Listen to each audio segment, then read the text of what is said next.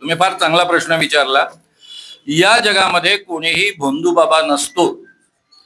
जो जो बाबा स्वतःमध्ये काही विशेष शक्ती आहे असा दावा करतो, त्याच्यामध्ये चमत्कार करण्याची शक्ती आहे असा दावा करतो, त्याच्यामध्ये इतरांना ठीक करण्याची किंवा रोगदुरुस्ती करण्याचा दावा करतो, किंवा त्याच्यावर देव प्रसन्न आहे असा दावा करतो, असा प्रत्येक माणूस बदमाशच असतो आणि त्याच्यापासून आपण वाचलं पाहिजे. राहिला प्रश्न तो स्त्रियांचं शोषण करतो की नाही. शुभदास महाराज स्वतःला विवेकानंदाचा अवतार म्हणायचे.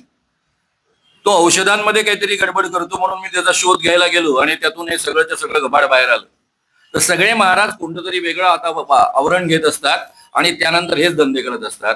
हे मी विस्तारानं उद्याच्या सभेमध्ये घेणार आहे, बाबांच्या नावाने शिवार घेणार आहे. तर त्यावेळेस मला वाटतं हा मुद्दा तुमच्या अतिशय चांगला लक्षात येईल. पण पहिला मुद्दा, जो स्वतःला बाबा म्हणवतो, तुमच्या माझ्यापेक्षा त्याच्यामध्ये वेगळी शक्ती आहे असा दावा करतो, ते सारेच्या सारेच भोंदू असतात आणि बदमाश असतात. त्याला एकही अपवाद नसतो. सरकार आणि पोलीस प्रशासन यांना कसा परमिशन देतो. पूर्वी, आता बरं झाला हा प्रश्न पुन्हा तुम्ही विचारला. पूर्वी मला केवळ पोलीस अधिकाऱ्यांना पटवावं लागत असं.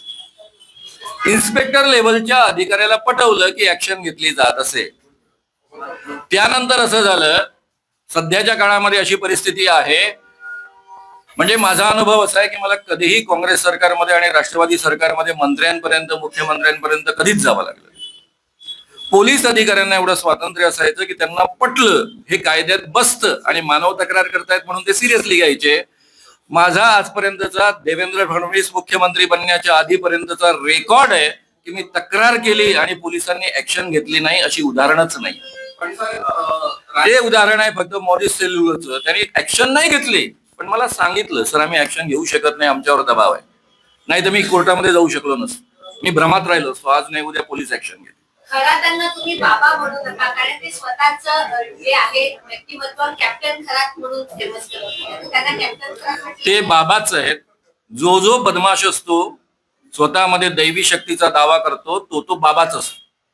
त्यामुळे मी त्याला बिलकुल अपवाद नाही करणार. फक्त त्याला मी भोंदू म्हणणार नाही, बाबा म्हणेन.